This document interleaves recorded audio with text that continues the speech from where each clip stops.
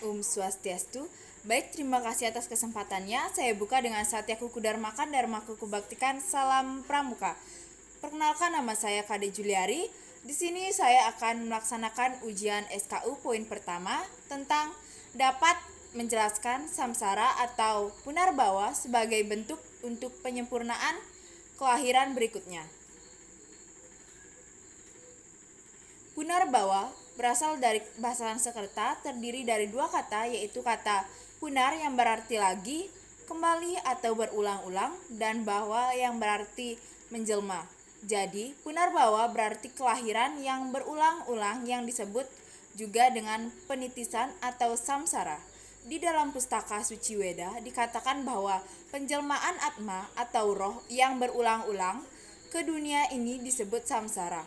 Punarbawa atau samsara ini terjadi diakibatkan oleh adanya hukum karma, di mana karma yang jelek menyebabkan atma atau roh menjelma kembali untuk memperbaiki perbuatannya yang tidak baik, atau karena atma itu masih dipengaruhi oleh karma wesana atau bekas-bekas atau sisa-sisa perbuatan kenikmatan duniawi sehingga tertarik untuk lahir ke dunia kembali. Segala bentuk perilaku atau perbuatan yang dilakukan pada masa kehidupan yang lampau menyebabkan adanya bekas atau wesana dalam jiwatman. Dan wesana atau bekas-bekas perbuatan ini ada bermacam-macam. Jika wesana itu hanya bekas-bekas keduniawian, maka jiwatman akan lebih cenderung dan gampang ditarik oleh hal-hal keduniawian sehingga atman itu lahir kembali. Karma Bu Miryah Brahman. Apa tuh? Sloka. Udah, Bu.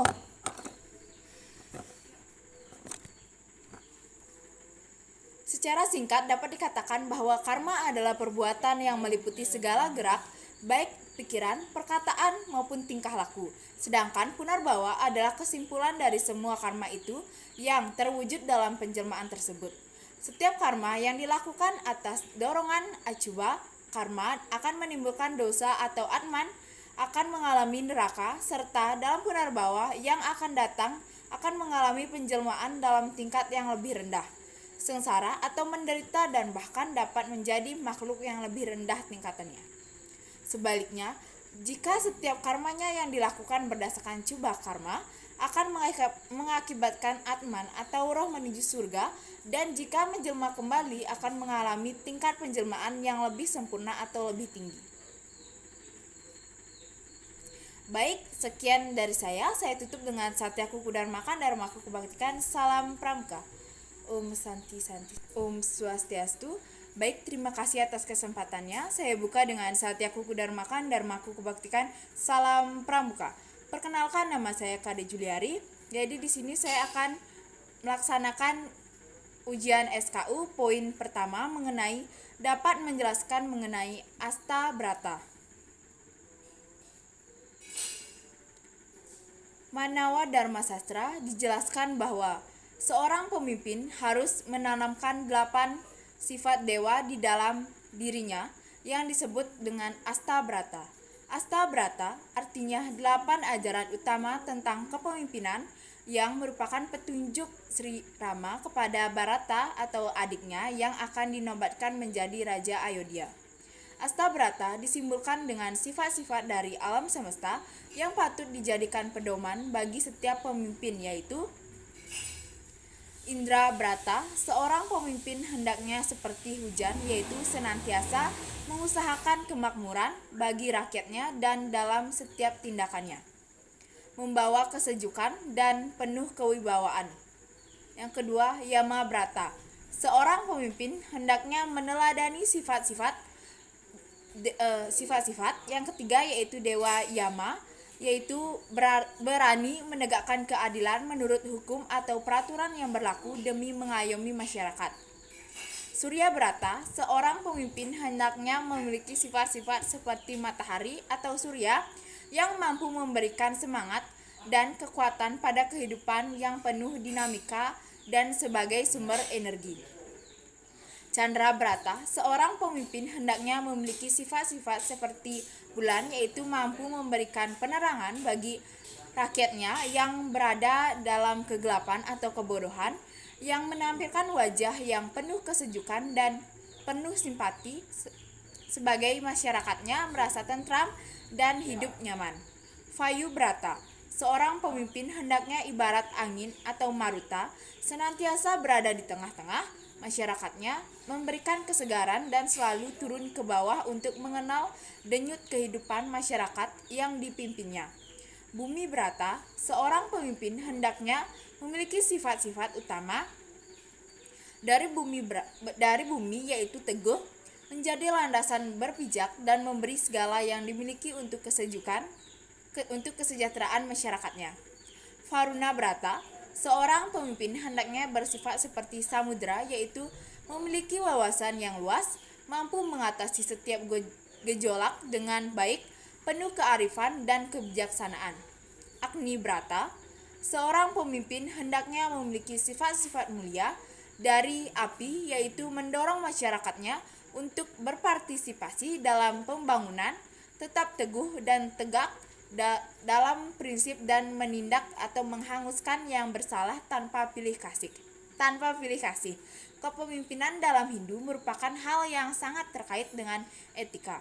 Sifat dan sikap yang dimiliki seseorang pemimpin merupakan penentu berhasil atau tidaknya seorang pemimpin dalam menjalankan roda pemerintahan. Sifat dan sikap yang dimiliki oleh pemimpin dapat disempurnakan dengan mendalami, mempedomani, dan mengamalkan ajaran-ajaran serta berbagai ilmu pengetahuan yang dipelajari seperti halnya ajaran Astabrata. Baik, sekian penjelasan dari saya. Saya tutup dengan Satyakuku Dharmakan, Dharmaku Kubaktikan. Salam Pramuka. Om Santi Santi. Om Swastiastu. Baik, terima kasih atas kesempatannya. Saya buka dengan Satyakuku Dharmakan, Dharmaku Kubaktikan. Salam Pramuka. Perkenalkan, nama saya Kade Juliari. Di sini saya akan melaksanakan ujian SKU. Poin pertama, dapat menjelaskan bentuk dan fungsi dari seni sakral keagamaan Hindu. Tari Rejang Dewa adalah salah satu tarian yang dibawakan oleh sekelompok penari wanita. Di beberapa tempat tarian ini hanya boleh dilakukan oleh para remaja. Setiap penari menari dengan membawakan semacam boneka dari janur atau bisa disebut dewa-dewi yang diikatkan di sekitar pinggang penari. Peresi lain atau tari Rejang Dewa adalah dibawakan oleh sekelompok penari putri yang berbusana putih kuning, dan setiap orang memakai selendang dan mengenakan hiasan kepala yang terbuat dari bahan janur dihias dengan bunga berwarna-warni. Pada akhir tariannya, para penari bergerak melingkar sambil masing-masing memegang selendang penari yang ada di depannya. Baik, sekian penjelasan dari saya. Saya tutup dengan Satyakuku Dharmakan, Dharmaku Kubaktikan. Salam Pramuka. Om Santi Santi Santi. Om Swastiastu. Sebelumnya, Satyakuku Dharmakan, Dharmaku Kubaktikan. Salam Pramuka. Perkenalkan, nama saya Kade Juliari. Di sini saya akan melaksanakan ujian SKU, menjelaskan candi-candi agama Hindu di Indonesia. Candi Prambanan adalah candi Hindu terbesar dan termegah yang pernah dibangun di Jawa kuno.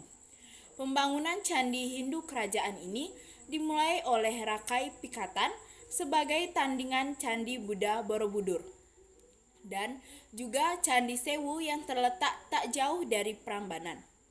Beberapa sejarawan lama menduga bahwa pembangunan Candi Agung Hindu ini untuk menandai kembali berkuasanya keluarga Sanjaya atas Jawa.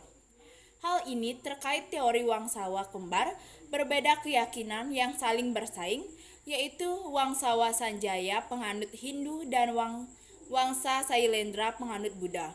Pastinya dengan dibangunnya candi ini menandai bahwa Hinduisme aliran Saiwa kembali mendapat dukungan keluarga kerajaan.